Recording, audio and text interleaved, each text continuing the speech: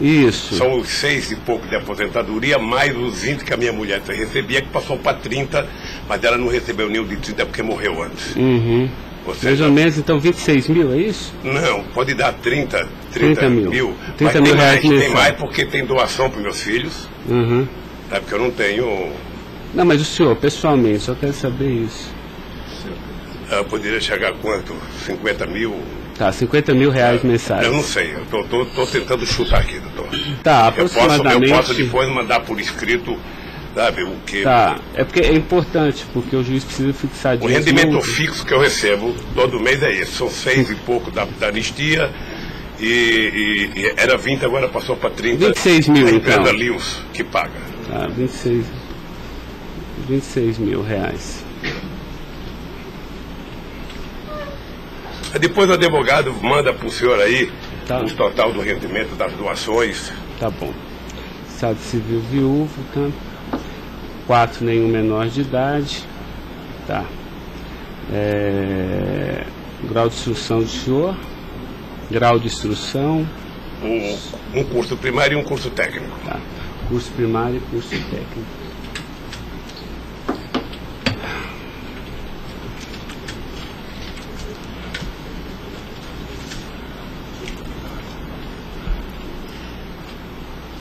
Me dê uma caneta aí, Caio, por favor.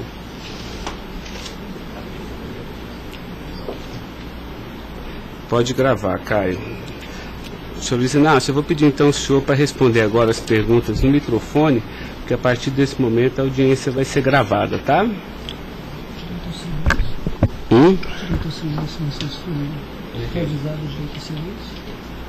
Eu vou avisar ele agora. Vou falar da acusação e vou avisar. Tá? Tá pronto, Caio? Tá. Senhor Luiz Inácio, esse momento é o momento do seu interrogatório, tá?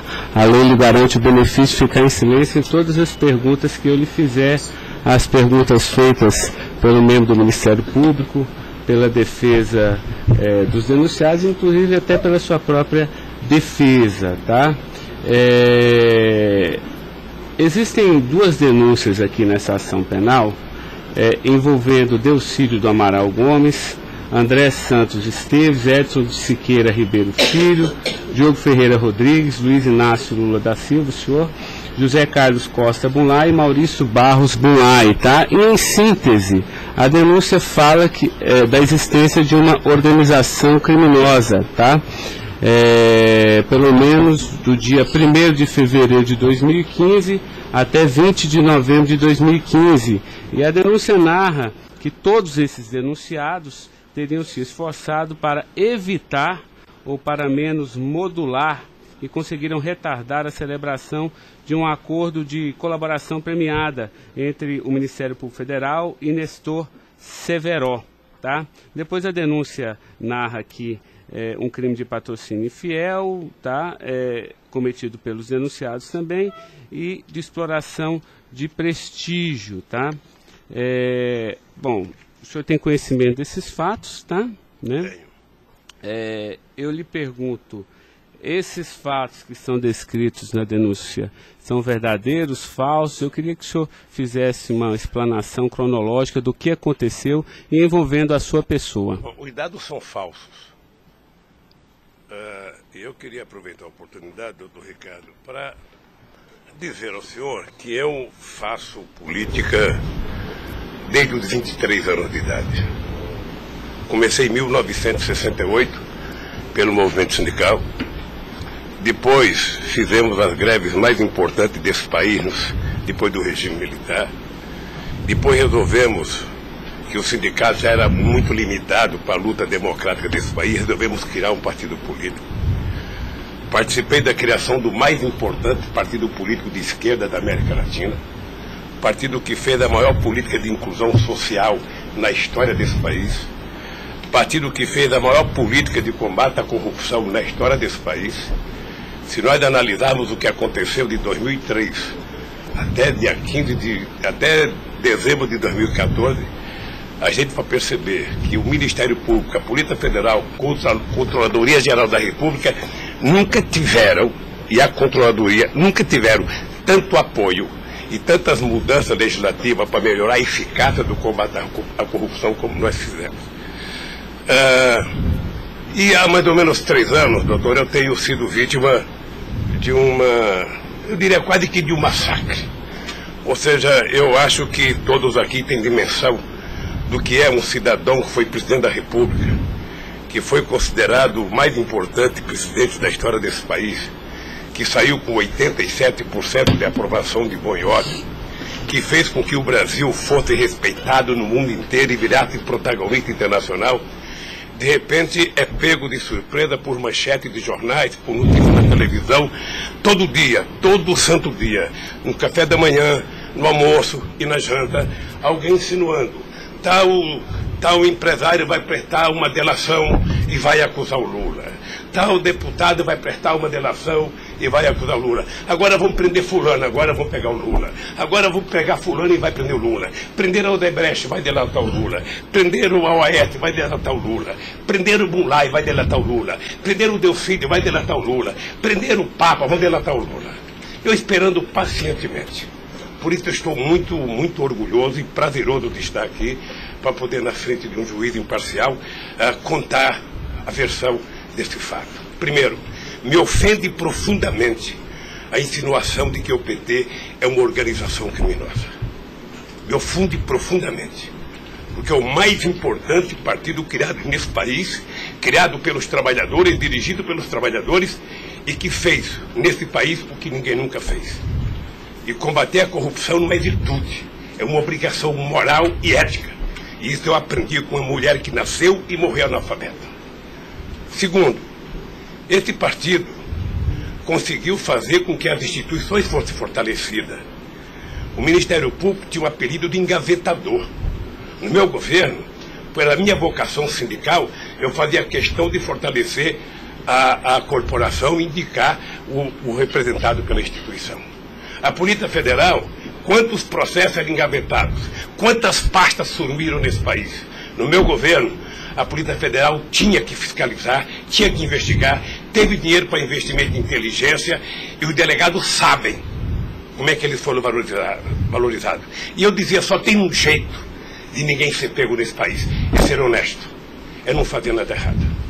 Pois bem, a Controladoria Geral da República não existia. Era uma peça de ficção quando eu cheguei no governo. Eu coloquei primeiro o ministro Valdir Pires, ex-governador da Bahia, depois eu coloquei um juiz, o nosso amigo Jorge Age, que quem conhece sabe que não brinca em serviço. E ele sabe que a ordem que ele recebeu é o seguinte, olha, tem que controlar e tem que fazer com que as pessoas saibam que honestidade não é mérito, é obrigação. Pois bem, e agora eu estou nessa... Só sabe o que é levantar todo dia, sabe, achando que a imprensa está na porta de casa porque eu vou ser preso? Ah, porque não sei quem delatou Lula vai ser preso, porque não sei quem delatou Lula vai ser preso. E eu tenho dito, eu duvido, antes, durante e depois, os que estão presos e os que vão ser presos, que tenha um empresário ou um político que tenha coragem de dizer que um dia me deu R$10, ou que tenha coragem de dizer que um dia o Lula pediu 5 centavos para ele. Eu não faço isso porque sou melhor do que os outros, não. Eu faço isso porque quem chegou à presidência da República como eu cheguei, depois de perder 3 eleições, não tinha o direito de errar. Fiquei 8 anos no meu mandato, doutor, 8 anos, sem ir num jantar, sem ir num aniversário, sem ir num casamento, exatamente para não dar pretexto de aparecer aqueles que vão tomar uma champanhe e vêm pedir um favor. E vem tirar fotografia com o celular para depois explorar essa fotografia. Eu fico orgulhoso de estar prestando depoimento e chateado por uma ilação feita nesse processo contra mim pelo senador Delfídio. Portanto, eu queria lhe dizer que eu estou aqui para responder toda e qualquer pergunta. Se tem um brasileiro nesse momento que quer a verdade e deseja a verdade nesse país, sou eu. Portanto, estou à inteira disposição para responder tudo e a todos do jeito que vocês perguntarem. Tá, adentrando então na peça acusatória, senhor Luiz Inácio, A denúncia narra aqui 7 fatos. Diz aqui que no dia 8/4/2015, o senhor reuniu-se com Delcídio Amaral no Instituto Lula, em São Paulo, e o senhor teria exortado a Delcídio a adoção de medidas para a compra do silêncio de Nestor Severo, de forma a que o Nestor, não celebrasse o acordo de colaboração premiada com o Ministério Público Federal. Vamos por fatos, que eu acho que fica mais fácil, a gente faz o encadeamento temporal aqui da denúncia. Esse fato existiu, Delcídio foi lá, pediu para o senhor, o senhor teria pedido a ele para que ele intervisse e pudesse pelo menos ocultar fatos que pudesse relacionar o senhor José Carlos Bunlai, e ele diz mais, diz até que o senhor também teria pedido a ele, porque o senhor também teria envolvimento aqui com negócios escusos na Petrobras. Doutor, só tem um brasileiro que poderia ter medo de um depoimento do Severo, pela relação que tinha com ele, que é o Delcídio. Eu não tinha relação com o Severo. Portanto, eu não tive nenhuma preocupação com o depoimento de nenhum empresário, de nenhum diretor da Petrobras, porque não tem essa relação com eles. Portanto, o Delcídio contou uma inverdade nesse processo. Mas essa reunião existiu? Deve ter tido muitas reuniões com o Delcídio. Ele era senador da República, era líder do governo, nós conversamos muitas vezes em São Paulo e em Brasília. E com outros deputados. Lá no Instituto Lula? Várias vezes o Delcídio esteve lá. Várias vezes. Ok. Eu iria perguntar por fatos aqui, mas assim, pelo que o senhor está falando, senhor, ele teve lá, o senhor admite que conversou com ele, mas não houve essa conversa para adoção de medidas, o senhor teria pedido para ele, porque o senhor, José Carlos Bunlai é amigo do senhor. Doutor Ricardo, deixa eu dizer uma coisa. Eu não tenho nenhuma razão para ter qualquer problema com o depoimento do Severo. Mas nenhuma razão. Não o conheço, não tive convivência com ele. Portanto, o depoimento do Severo era um problema para o Delcídio e não para mim, que teve uma convivência com ele ainda no governo anterior, antes do meu governo, quando foi diretor de óleo e gás da Petrobras. Não foi comigo. Tá, não surgiu essa conversa, então. Não surgiu, não se tocou. Se o senhor falaram da Lava Jato? Doutor, da Lava Jato, hoje no Brasil, a gente fala no café, no almoço, na janta e ainda depois da novela. Mas não porque só passa isso na televisão. Mas não se tocou no nome do Severo. Não tocou no nome. E muito menos no nome do Bunlai. Sabe, de que foi pedido coisa para o Bunlai? É um absurdo. É um absurdo. Eu não sei o que o Delcídio esperou fazer com isso. Certamente, depois de preso alguns dias, as pessoas começam a encontrar um jeito de sair da cadeia e resolve jogar a culpa em cima dos outros. Como é que o senhor reagiu quando ele foi preso? Eu tive uma reação que eu sei que ele não gostou, quando ele citou que o juiz da primeira corte, do Superior Tribunal, ele tinha conversado com ele. Eu disse, esse cara é um imbecil, tá? Porque mas nem na morte você citaria se você teve ou não uma conversa com a Suprema Corte sobre um processo. Foi essa reação que eu tive e ele me parece que não gostou da minha reação. Eu fiquei sabendo pela boca de alguns advogados que ele ficou muito chateado porque eu disse que ele era um imbecil. Eu não quis ofendê-lo, apenas achei que a atitude foi equivocada. Tá, eu tenho mais alguns questionamentos, mas depois eu faço na medida que os temas forem agitados aqui pelas partes, tá? O Ministério Público tem perguntas, doutor? Bom dia. Acabei não vendo a sua chegada, mas não revelo. Em nenhuma dessas reuniões o Delcídio comentou sobre o receio que ele teria sobre as delações do Severo? Não, ele não comentou, mas era sabido por todo mundo que acompanha todo esse processo da relação histórica do Delcídio com o Severo.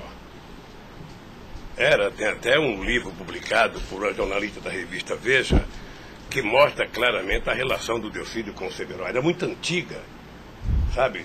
No governo passado, no governo anterior ao meu, porque ele chegou, acho que até a ser ministro interino de Minas e Energia. senhor acredita que a referência ao seu nome tenha sido útil para o Delcídio conseguir a delação premiada? Olha, por tudo que eu vejo todo dia na imprensa, eu acho que tem alguém instigando de falar meu nome. Eu fico sabendo de notícias, não sei se é verdade, nos blogs, nos colunistas, de que todo dia alguém vai prestar depoimento e fala o nome do Lula, cita o nome do Lula, cita o nome do Lula. Eu canso de ouvir isso todo santo dia, sabe? É bem possível que eu vi uma entrevista dele na Globo News que parecia que tinha recebido o prêmio Nobel da delação, a disfarçatez, sabe? Como ele estava se desenvolvendo, eu fui no Roda Viva. Ou seja, depois que fazem a bobagem que fez, se é que fez, ele teria que jogar nas costas de alguém. Primeiro, sabe, a minha relação com o Delcídio era uma relação institucional. E ele sabe disso. Voltando um pouco, o senhor poderia explicar a sua relação com o Bunlai? Veja, eu conheci o Bunlai na campanha de 2000. O PT governava o estado do Mato Grosso do Sul. E eu precisava fazer uma gravação para um programa de televisão da campanha para falar com o setor do agronegócio. E aí o governador do PT disse que tinha um amigo lá e me levou na fazenda dele, me parece que em Miranda. E eu fui nessa fazenda, uma boa fazenda. Até depois eu fui pescar nessa fazenda, fiquei 4 dias no Rio Miranda, não peguei nenhum peixe. Mas gravei um programa, foi um programa de sucesso. Depois eu ganhei as eleições e depois estabeleci uma relação com o Zé Carlos Bunlai. Qual é o conhecimento ou participação que o senhor teve na questão do empréstimo do Banco Chain ao PT que teria sido feito com a intermediação do Bunlai? Eu não, já disse isso, eu não tenho nenhum... Fiquei sabendo de que o Bunlai tinha feito o empréstimo pela imprensa. O senhor teve conhecimento de que para quitar esse empréstimo, houve a contratação pela Petrobras, da empresa Chain Engenharia, na questão Fiquei do sabendo também pela imprensa, e me parece que numa pergunta que o Ministério Público já me fez. Após esses fatos, sobre a saída do Cerveró do posto da diretoria da Petrobras, há uma informação na denúncia relativa a divisões de indicações por partido de diretorias na Petrobras. Diretoria de abastecimento seria normalmente indicada pelo PP, diretoria de serviços pelo PT, diretoria nacional pelo PMDB. O senhor tem conhecimento disso? Veja, deixa, doutor Ivan, dizer uma coisa que me parece que está virando costumeiro isso no depoimento, que é a falta de compreensão do que significa um governo de coalizão em qualquer parte do mundo. E parece que tem pessoas com dificuldade de compreender isso. Aliás, no depoimento do presidente Fernando Henrique Cardoso, ele foi muito bem ao explicar o que é um governo de coalizão. Quando você ganha uma eleição, um regime presidencialista de coalizão, você tem que montar o governo. Você precisa construir uma maioria no Congresso Nacional para você poder montar o governo. E você não monta a maioria com quem você quer.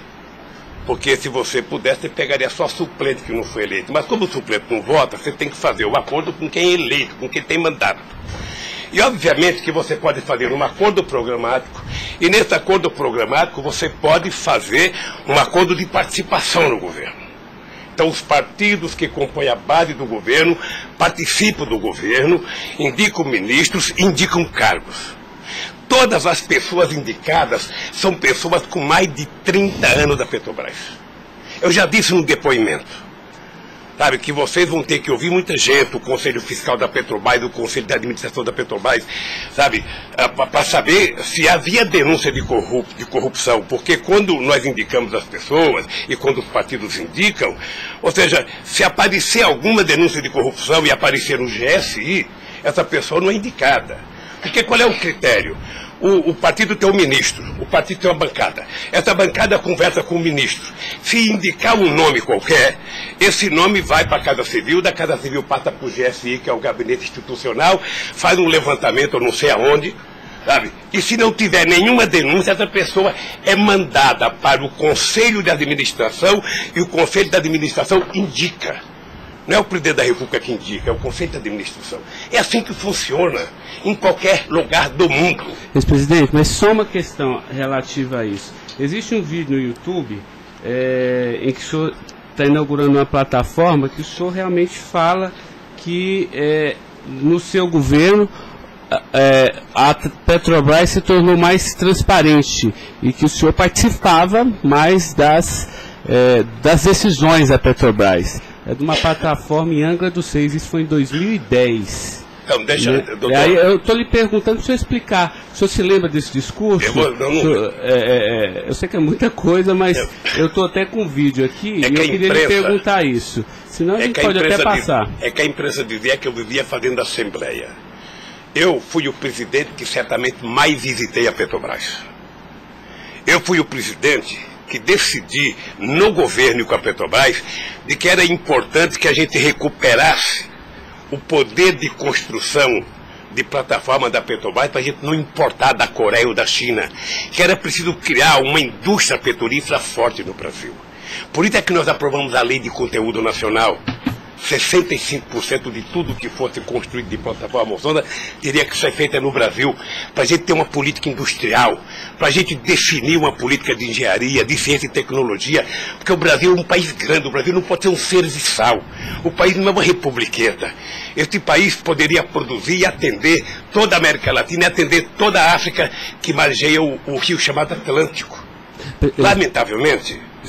Não, mas a pergunta é o seguinte, é porque o senhor falou que realmente no seu governo se participava, o senhor participava mais das decisões. Eu não participava, deixa eu mais falar. das decisões.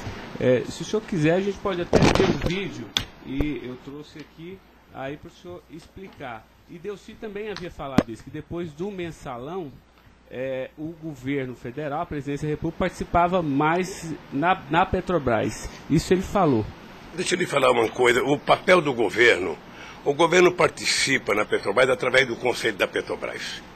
O Conselho da Petrobras tem vários ministros, tinha ministra de Minas e Energia. Tá? Eu, durante todo o tempo da Petrobras, eu só participei de uma reunião de definição da política estratégica da Petrobras. A discussão de investimento para os próximos 20 anos. Se a gente ia recuperar a indústria naval, se a gente ia recuperar a indústria de sonda, de plataforma, se a gente ia discutir, sabe, exportar, se a gente ia fazer a lei de partilha, se a gente ia fazer com que o petróleo voltasse a ser do povo brasileiro, como nós conseguimos fazer. Nessas decisões estratégicas eu participei de uma reunião. Tá, mas de cargo então não. De cargo não. Porque tem o Fernando Soares que fala que o senhor realmente definia também essas questões. Não definia cargo. Quando havia briga no PMDB, ou quem decidia, se não se decidir, era o senhor que realmente... Deixa eu lhe dizer uma coisa para o senhor. O presidente não indica cargo na Petrobras. O presidente recomenda ao Conselho da Petrobras a indicação de tal pessoa indicada por tal partido político a partir da capacidade técnica das pessoas. É assim que funcionava no governo anterior, é assim que funcionava certamente no governo militar, é assim que deve funcionar hoje. É assim que deve funcionar hoje. Porque a Petrobras é uma empresa de engenharia muito poderosa e você não pode ficar colocando gente que não tem expertise para fazer determinadas coisas. Tá. Mas a expressão foi essa aqui, eu anotei. A gente sabe o que acontece lá dentro. O que o senhor quer rever o discurso? Eu não preciso rever, não. Tá. Assim, porque isso me chamou a atenção. A gente sabe, quer dizer, antigamente era uma caixa preta, foi esse o contexto. E agora a gente sabe o que acontece lá dentro. Quais foram os mecanismos que o senhor tomou, então, para que a Petrobras realmente ficasse mais transparente? A fazer com que o Conselho acompanhasse mais as decisões. Porque como a Petrobras é muito grande, entre uma decisão do Conselho da Petrobras, uma aprovação da diretoria e os acontecimentos nas engenharias da Petrobras, são milhares de pessoas que participam daquilo. É por isso que um dia um presidente chegou a falar que ele é uma caixa preta que ninguém sabe. Então vamos tentar saber, sabe? Fazendo com que as coisas funcionem mais democraticamente. Por exemplo, quando nós descobrimos o pré-sal, nós tivemos uma decisão estratégica do que fazer com o petróleo. O petróleo não é das empresas estrangeiras que vêm aqui comprar gás e óleo, não. O petróleo é nosso. Então eles vão ter que pagar para o governo. É por isso que nós aprovamos 75% do ROT para a educação. É por isso que nós aprovamos a partilha, que é o que incomodou muita gente no mundo, o que incomodou as grandes petroleiras. É esse país que tinha complexo de vira-lata, virar dono do seu nariz. Okay. Eu sei que isso incomodou muita gente. Incomodou muita gente no mundo inteiro. Sabe, e agora estão tentando desmontar.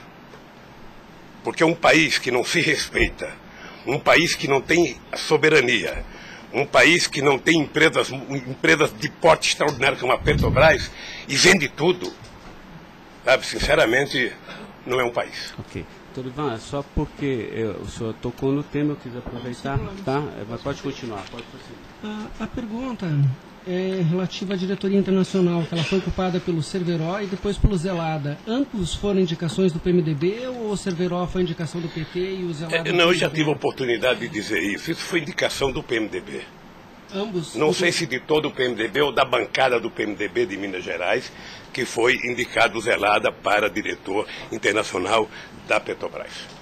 O critério é o mesmo. O Zelada foi indicado, passa na Casa Civil, passa no GSI e é mandado ao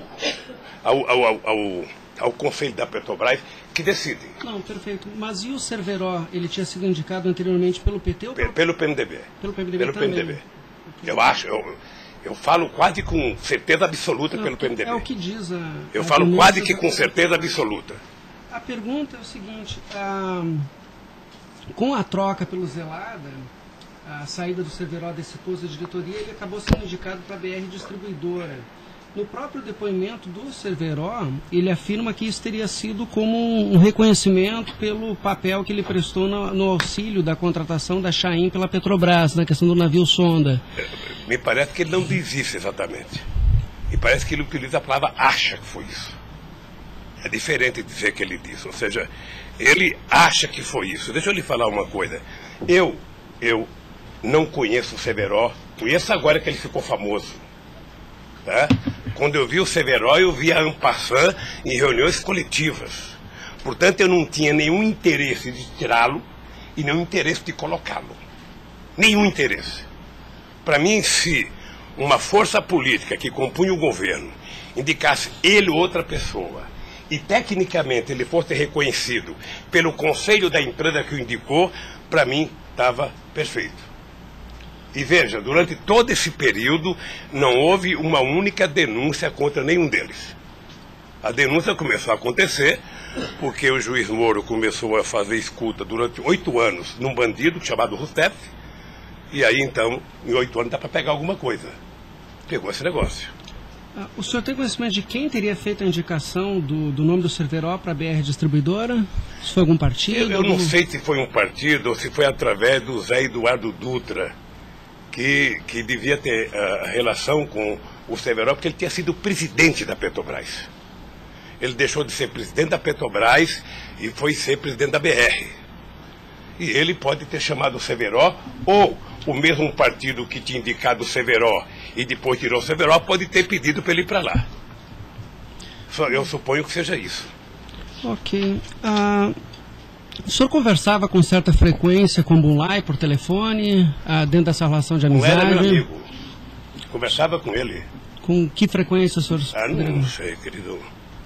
Sabe, ultimamente o Bulay andava com doença nos olhos, achando que ia ficar cego, estava passando muito tempo em Miami para se tratar, depois estava se tratando de um câncer, sabe? Eu sei que ele não andava bem nos últimos tempos, com problema de doença. Porque a denúncia cita algumas ligações de um telefone que pertenceria ao Instituto Lula. O senhor utilizava esse telefone do Instituto Lula para conversar com o Bulay também, ou normalmente só no seu celular? Mas qual é o crime do Bulay ligar para mim? Não, eu estou tentando esclarecer os fatos, presidente. Eu conversava com o Bulay, tinha um profundo respeito pelo Bulay, um profundo respeito. O Bulay sabe perfeitamente bem que a relação que ele tinha comigo não permitia que discutisse qualquer negócio, porque eu não levo para casa ninguém para discutir negócio. O negócio eu discutia no palácio. Mas o senhor sabe se ele utilizava o nome do senhor? Porque o Salim Chain e o Fernando Chain confirmam que José Carlos Mulay disse que Luiz Inácio Lula da Silva interveio na contratação da Chain pela Petrobras. Está descrito na peça do Ministério Público. Doutor, se o senhor soubesse quanta gente usa o meu nome em vão, de vez em quando eu fico pensando para as pessoas lerem a Bíblia, para não usar tanto meu nome. Não. Tem gente que faz campanha financeira em meu nome, tem gente que é candidato em meu nome, tem gente que faz panfleto dizendo que eu estou apoiando, tem gente que coloca a fotografia minha dizendo que eu estou apoiando ele, sabe? Não tem como fazer isso. Se alguém falou, sabe? Se alguém falou, somente o Zé Carlos Bunlai pode provar isso, ou o Chaim na frente dele. Eu duvido que o Zé Carlos Bunlai, ou algum outro empresário, ou algum outro desses que já prestaram depoimento, diga que um dia eu chamei ele para conversar sobre tal coisa, sobre qualquer coisa.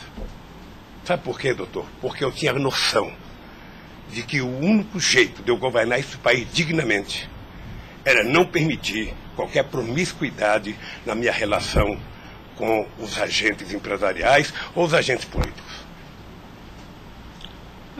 Desculpa, a afirmação seria que o senhor estaria abençoando o negócio da Chaim pela Petrobras. O senhor não... Nem abençoando, nem amaldiçoando, porque eu não sabia. Sem mais perguntas, excelência. A defesa, então, a sua defesa vai ser a última a perguntar. A sua defesa de Delcídio Amaral.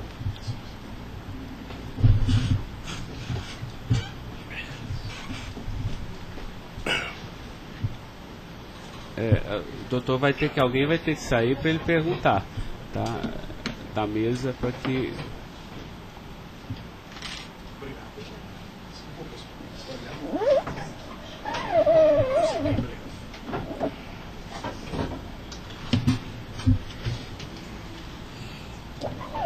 Bom dia. Bom dia. O senhor já mencionou que, de sua parte, não haveria nenhum receio na delação de Nestor Cerveró. A indagação que eu faço é se, da parte de Bunlai, seu amigo, se ele lhe confidenciou algum receio da delação do Cerveró. Nunca. Nunca. Nunca. Ele mencionou se conhecia o Cerveró? Quem, o Bunlai? O Bunlai. Não, nunca falou comigo do Cerveró. Nunca? Nunca falou comigo do Cerveró. Nem tampouco o senhor soube se ele... Quem falava comigo do Cerveró era o Delcídio. Que era amigo do Cerveró. Amigo do filho do Cerveró. Perfeito. O senhor tem conhecimento se a delação do Nestor Cerveró foi utilizada como um dos fundamentos para a condenação do senhor Bunlai? Não tenho. Não tem conhecimento. Não tenho. Tá certo. Eram só essas as indagações. Excelência, muito obrigado. Obrigado, senhor ex-presidente. A defesa de André Esteves tem questionamentos? Não tem? A defesa de Edson Siqueira Ribeiro Filho.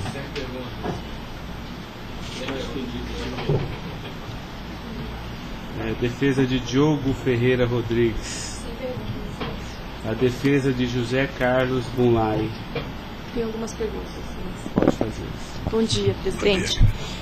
Presidente, o senhor disse que a sua relação com o senador Delcídio era institucional.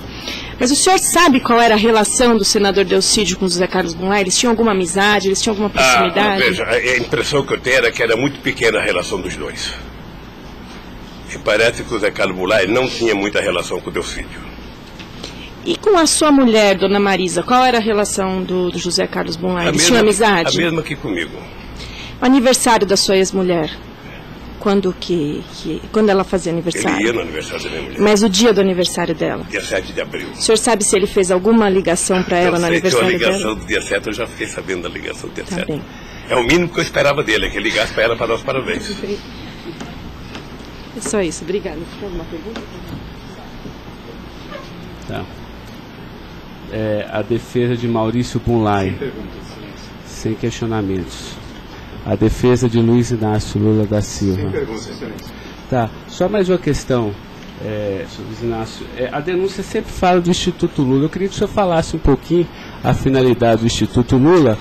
Eu tirei pelo site a missão, me parece que o senhor desenvolve projetos na África também, né, com finalidade de erradicação da extrema pobreza, da fome, acesso à educação, promoção da igualdade, mas também é um local que o senhor também chama as pessoas para discutir política. Delcídio falou que o senhor o convidou para ir lá quando era líder do governo.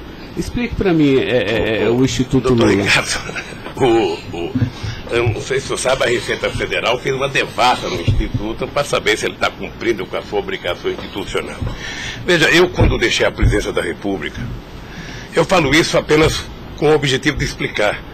Muita gente pode achar que eu sou arrogante, eu sou petulante.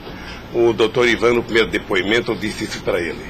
Mas isso é crime, viu? Quando eu deixei a presidência da República, por conta do povo brasileiro, eu tinha sido o presidente, quase que o presidente mais importante do mundo nos 10 primeiros anos do século XXI. Esse país virou protagonista internacional. Esse país passou a participar do G8, coisa que nunca participava. Esse país ajudou a construir o G20. Esse país participava do BRICS com muita importância. Esse país participava do IBAS entre Brasil, África do Sul e Índia. Esse Brasil criou a Unasul, criou a CELAC, onde pela primeira vez a gente fazia uma reunião da América Latina sem participação dos Estados americanos. Esse país não deixou a ALCA entrar aqui. Esse país consultou o Conselho Nacional de Defesa para se contrapor à 4ª Frota Americana, depois que nós conseguimos o pré-sal, que eles reinauguraram a 4ª Frota. Nós criamos o Conselho de Defesa. Então, nós fizemos a maior política de inclusão social da história desse país. 36 milhões de pessoas saíram da extrema pobreza e 40 milhões ascenderam à classe média. Isso é uma Argentina, isso é uma Colômbia. A bancarização do povo pobre foi com 70 milhões de pessoas entraram no sistema financeiro. É uma Colômbia e uma Argentina junto. Tudo isso em 12 anos. Olha, eu saí da presidência e eu queria fazer com que a América Latina e a África adotassem as políticas públicas que nós adotamos no Brasil. O programa Luz para Todos. O programa PA, que era a compra de alimento para o pequeno produtor. O Minha Casa Minha Vida. O Bolsa Família. O aumento do salário mínimo. Durante 12 anos, todos os funcionários públicos tiveram aumento nesse país. Houve reajuste de carreira, houve aumento do salário mínimo. Aumentamos as exportações, aumentamos o mercado interno, numa demonstração de que o pobre não era problema. O pobre era a solução. Eu gostava de ir para a África para dizer para os presidentes. Uma vez até fiquei com medo de Angola. Porque eu, depois da minha palestra, eu me dei conta da quantidade de general que tinha lá dentro. E eu falei o seguinte, é preciso diminuir o dinheiro das Forças Armadas e colocar dinheiro para os pobres. Porque o pobre não entra no orçamento. O Poder Judiciário entra, quer ter poder de pressão. Os sindicatos organizados entram. Sabe? Todo mundo entra, o pobre não entra. O pobre está lá, desgraçado, abandonado, ninguém olha por ele. Agora, coloque ele no orçamento. Deixa ele começar a ir no shopping. Deixa ele começar a comprar carne, comprar iogurte, comprar meia, comprar sapato. Nesse país ficava incomodado porque pobre comprava dentadura com o dinheiro que a gente dava do Bolsa Família. E eu queria ensinar isso. Eu queria ensinar as pessoas a compreenderem que o pobre no Brasil e no mundo seria a solução se a gente desse a ele o mínimo necessário. Foi por isso que eu não quis criar uma ONG. Criei um instituto para poder viajar o mundo tentando mostrar o exemplo do que esse país fez em tão pouco tempo. Mas o que Delcídio, porque ele disse aqui que algumas vezes o senhor chamou ele lá. Em que ele se encaixa aí? É que eu não sabia, doutor. Porque assim, realmente eu entendi, a política está de acordo com o estatuto aqui do Instituto Lula, mas assim, por que o senhor chamou ele lá? Ele falou assim, muitas vezes o presidente Lula, e de vez em quando eu ia como cortesia também. Deixa eu lhe falar, ele foi muitas vezes conversar comigo, ele era líder do governo, como outros senadores foram conversar comigo. Cada vez que o Delcídio ia no hospital, filho libanês, fazer um check-up ou uma consulta, ele falava, presidente, eu estou aqui no Síria, posso passar aí? Passa, meu filho. Mas o senhor não tratava dessas questões do Instituto? Discutia desde Flamengo a Vasco da Gama, Corinthians, Palmeiras, porque quando duas pessoas se encontram, conversa-se tudo. Mas não era política institucional do Instituto, isso que eu estou perguntando. Não era política institucional do Instituto, é que eu talvez tenha cometido o erro, sabe, que eu deveria ter alugado uma sede do lado. E quando eu discuti esse instituto, ficava numa cadeira, quando eu discutia outra coisa, pulava para outra cadeira. Eu achei desnecessário. Eu achei que a civilização não exigiria essa burocracia toda, porque tem uma coisa de burocracia.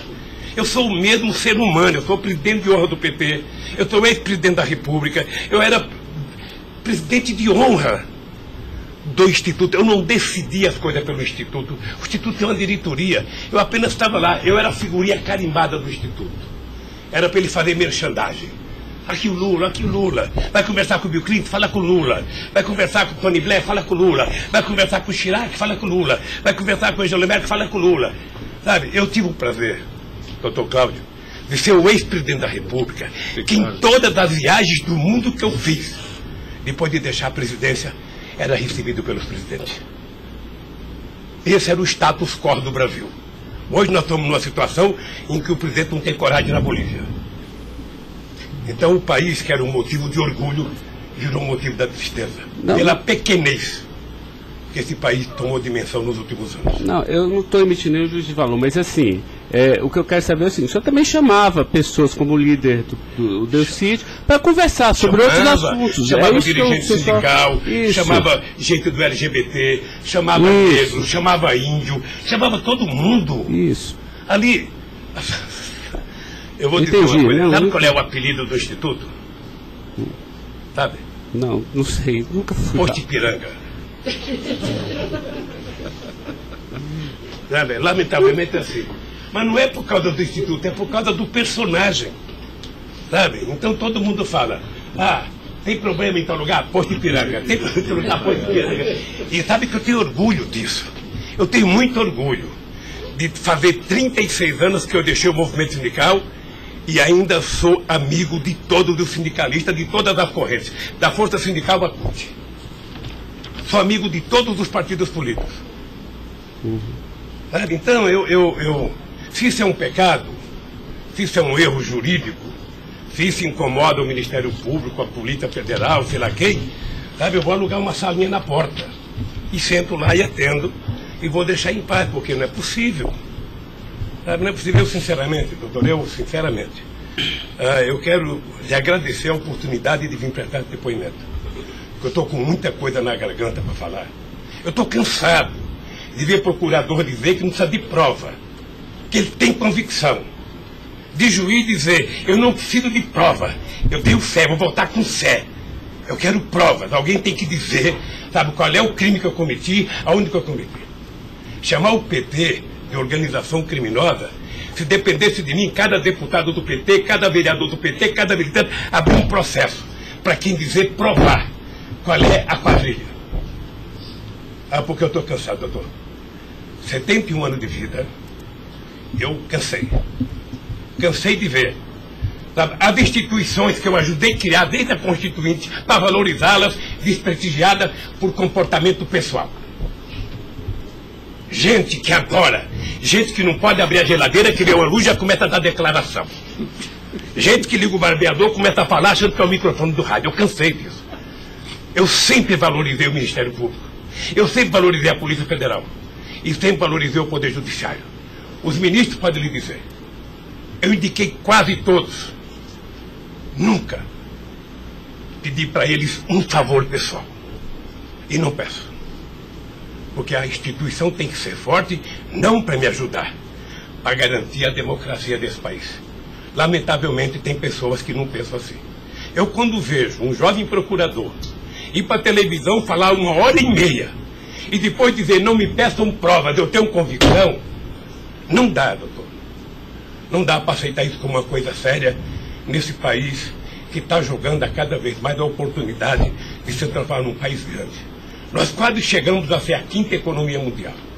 Quase chegamos. Por mediocridade não chegamos. Então eu lamento profundamente. Eu gostaria que meu depoimento fosse tudo numa semana só.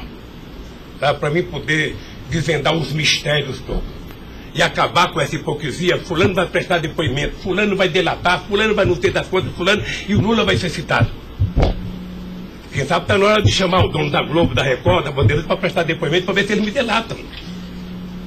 Porque o que eles dizem que vão me delatar, eu duvido que tenham coragem de me delatar, porque não tem nenhuma prova e nunca conversaram comigo sobre qualquer crime. Doutor, eu aprendi a andar de cabeça erguida. E sabe que custa muito.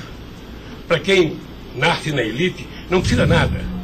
Mas para quem vem lá de baixo, sabe, não deixar ninguém colocar cangaia no seu pescoço, não é fácil.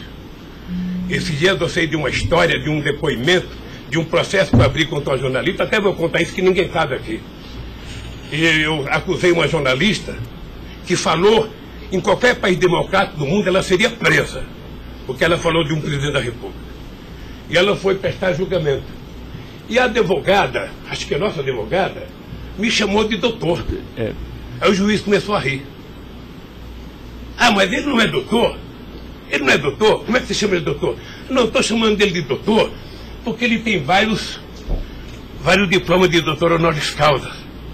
O juiz deu uma gargalhada e pouco tempo depois inocentou a jornalista. Eu vou recorrer até a Suprema Corte. Aos 71 anos eu não sei quanto tempo de vida que eu tenho, mas eu tenho fé em Deus de ver essa jornalista ser educada.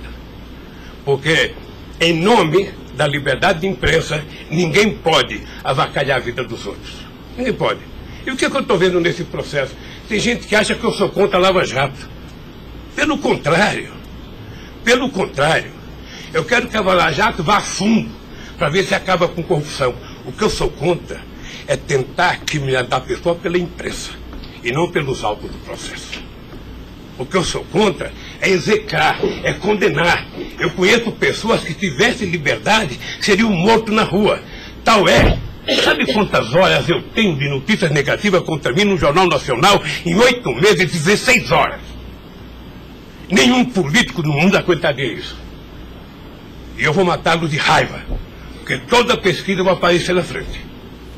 Para eles saberem que nem sempre eles podem brincar com as pessoas.